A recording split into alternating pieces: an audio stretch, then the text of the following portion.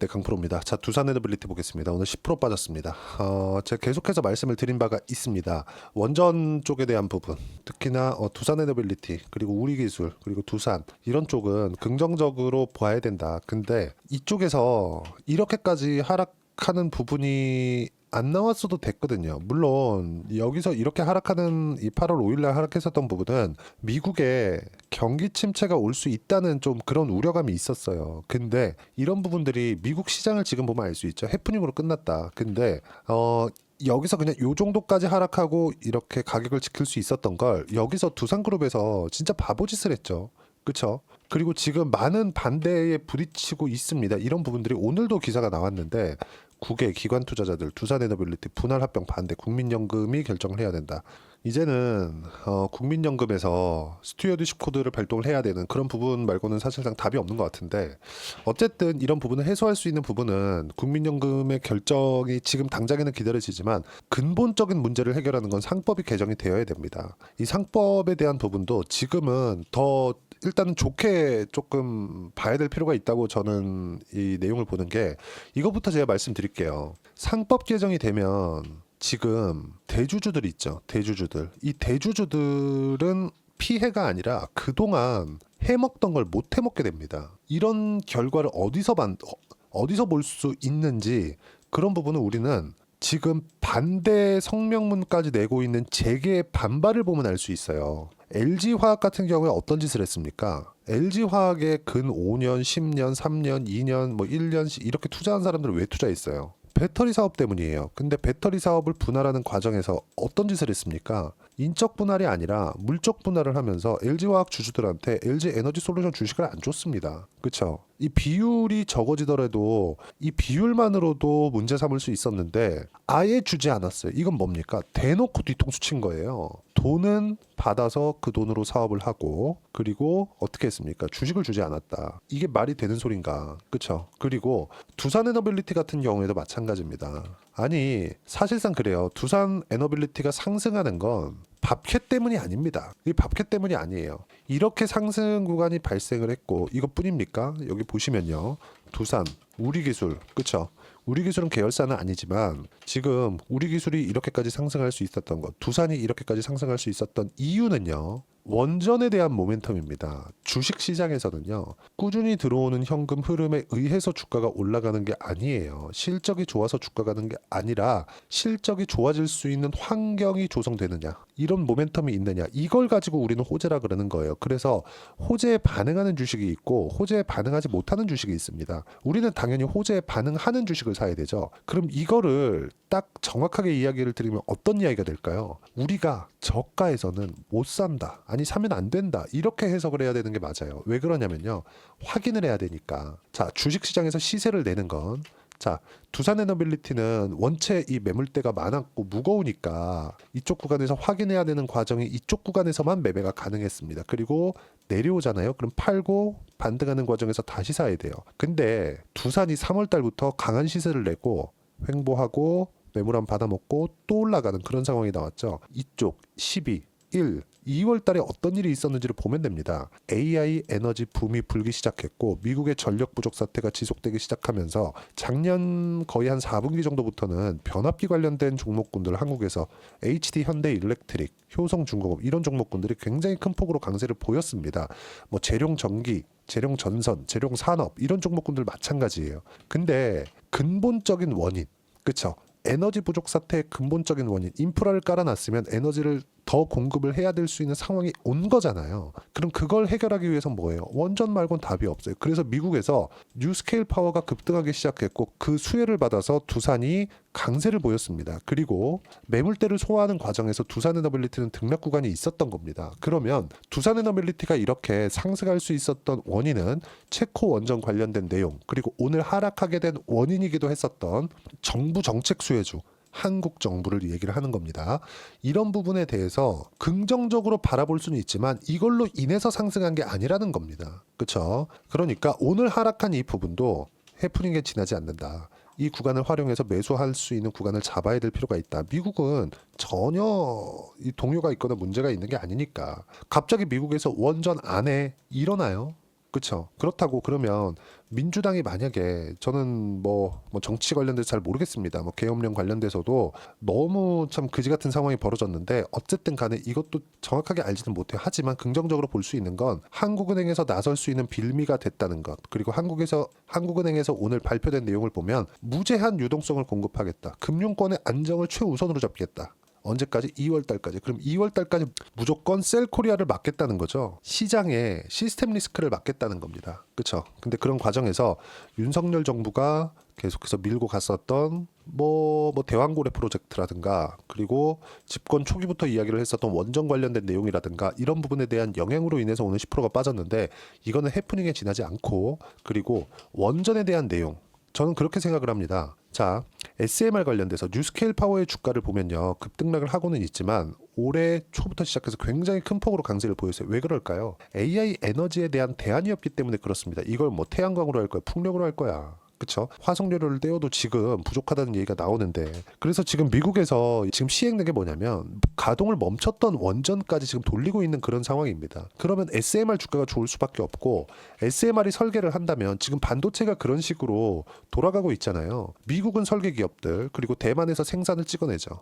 그렇죠. 그리고 메모리는 한국 시장에서 지금 하이닉스가 맡고 있는데 이런 부분들이 맞춰져서 GPU가 만들어지고 공급이 되고 있는 겁니다. AI 시대를 맞이하고 있는 거예요. 근데 이런 과정에서 GPU가 전기를 너무 많이 잡아먹다 보니까 AI 에너지가 필요하게 됐고 AI 에너지에 대한 부분도 사실상 그렇잖아요.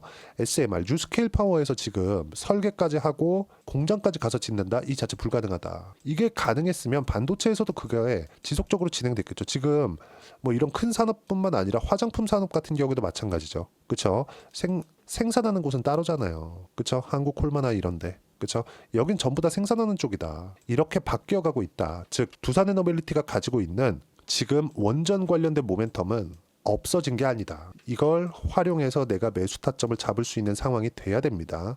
그리고 무엇보다 오늘 하루는 정말 너무 짜증이 나지만 제가 계속해서 말씀드렸죠. 확인하고 매매를 해야 된다는 점. 그렇죠? 자, 그래서 제가 그 확인하는 과정에서 뭘 해야 되느냐? 주가가 쭉 빠지고 올라오는 과정에서 사라. 이게 아니라 고가 돌파한 이후에 사라. 이걸 지속적으로 강조를 드렸었던 겁니다. 제가 강조를 드렸었던 게 바이오, 그리고 원전, 그리고 조선 이 세 업종을 이야기를 꾸준하게 들어왔습니다. 이 세 업종을 이야기를 드리면서 강조를 드렸었던 부분이 뭡니까? 바이오. 시장이 어려울 때 바이오는 끝까지 가겠다. 원전. 시장이 어려웠지만 원전은 두산에너빌리티 측면에서 그쵸? 이 박가들이 아주 이 그지 같은 행동을 하기는 했지만 등락 이후에 시장보다 강한 움직임을 보여왔다. 그리고 조선 같은 경우에는 이 두 가지와 함께 트럼프 트레이드라고 항상 강조를 드렸어요. 원전하고 조선은 이 세 업종 말고는 사실상 한국 시장에서 매매할 수 있는 종목이 없다시피 한다. 이 구간에 대해서 제가 꾸준하게 말씀을 드리고 있는 겁니다. 그리고 무엇보다도 그쵸? 지금 한국 시장에서 종목단에서 볼게요. 올라가는 종목군들 뭐가 나옵니까? 올라가면 갈수록 매물 소화 과정을 맞이할 수밖에 없어요. 그리고 마지막까지 강세를 보였었던 종목군들이 있죠. 예를 들어서 이걸 제가 보여드릴게요. 알테오젠입니다.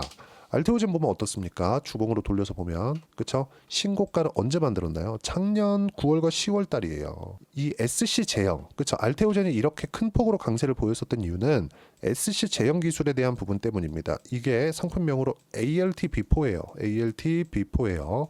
근데 이게 머커의 실제 계약건이 일어났고 이럼으로 인해서 알테오젠은 연간 1조 원 정도의 현금 흐름이 확보될 수 있다는 기대감이 발생한 건데 이건 오피셜한 내용, 계약 조건 사항에 나와 있습니다. 그렇죠? 그러면 이런 내용들이 실제 발표된 건 여기예요.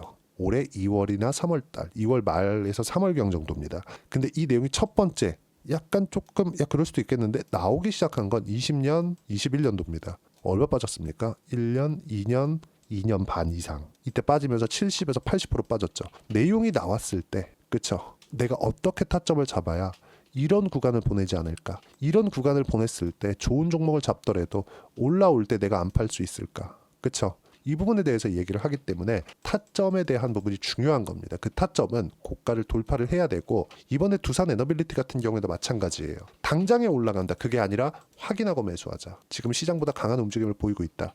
근데 오늘 같은 경우에는 해프닝으로 볼 수 있는 게 계엄령으로 인해서 그렇죠. 물론 뭐 다 끝난 이야기지만 이 부분으로 인해서 정권의 정책주들이 다 하락하는 구간이 있었는데 두산에너빌리티 같은 경우에는 정책주의이기도 했지만 이쪽 구간에서 강세를 보였었던 다시 올라왔었던 부분은 원전에 대한 대안이 없기 때문이고 이건 트럼프 트레이드에 속해 있기 때문입니다. 그리고 이런 부분들을 어떻게 타점을 잡고 확인을 해야 되는지 제가 여기 소통방에서 하나하나 이야기를 드리고 있고, 무엇보다 한국은행에서 나설 수 있는 빌미가 됐다. 무제한 유동성을 공급하겠다고 발표를 했고 그게 2월 달까지이긴 하지만 이 정도 되면 시스템 리스크를 그냥 막을 수 있는, 더 이상 시장에 대한 하락으로 인해서 하락을 만들어낼 수 있는 그런 부분은 발생하지 않는다. 그리고 지금 계엄령 그 이후에 그쵸 문제가 될 수 있는 상황은 오늘 하루의 하락으로 모두 다 반영이 되었고 확인 첫째도 둘째도 셋째도 확인이 필요하다. 그런 부분들을 제가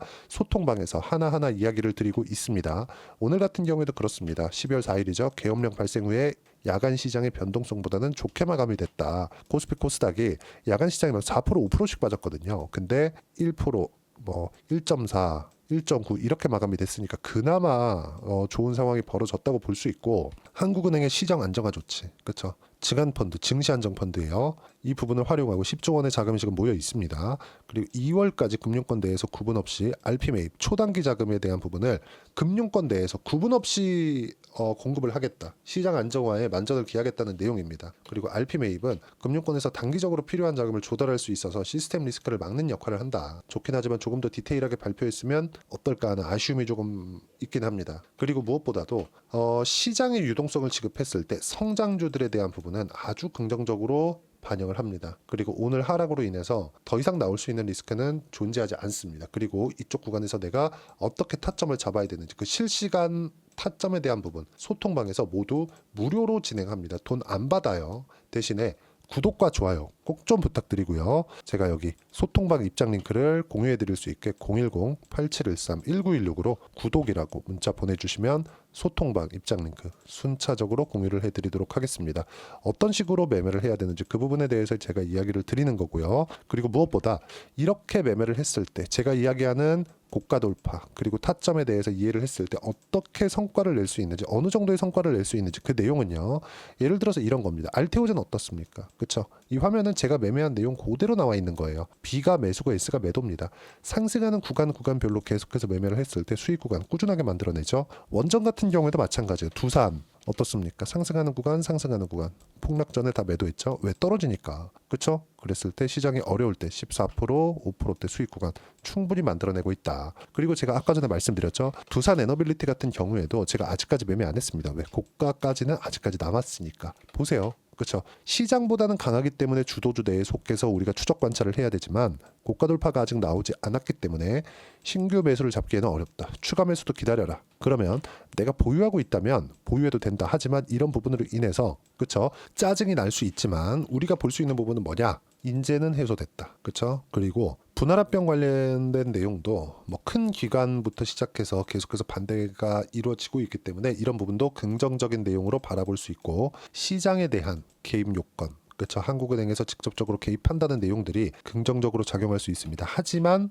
가격 확인은 필요하다. 그래서 제가 좋다고 얘기를 드리면서도 아직까지 매수를 안 하고 있는 겁니다. 매수한 내용을 보면 제가 쭉 보면 확인되는 종목군들입니다. ST팜 같은 경우에 그래요. 이런 식으로 제가 실시간 타점 함께 공유해 드리고 있고요. 어떤 식으로 성과가 나오는지 이렇게 그쵸 실제 성과가 나오고 있고, 예를 들어서 알테오젠 같은 경우에도 보면 이런 식이에요. 상승하는 구간별로 했을 때 30%대 수익 구간 꾸준하게 발생하고 있으니까 실시간 내용 받고 모두 그쵸 성공 투자하셨으면 좋겠고 모두 무료로 진행하고 있으니까 구독과 좋아요 꼭 좀 부탁드리고요. 여기 010-8713-1916으로 구독이라고 문자 보내주시면 소통방 입장 링크 순차적으로 공유를 해드리도록 하겠습니다. 자, 그리고 어떤 식으로 주도주를 잡아야 되는지 그 부분은요. 두산 에너빌리티의 가격, 단기 보유 전략.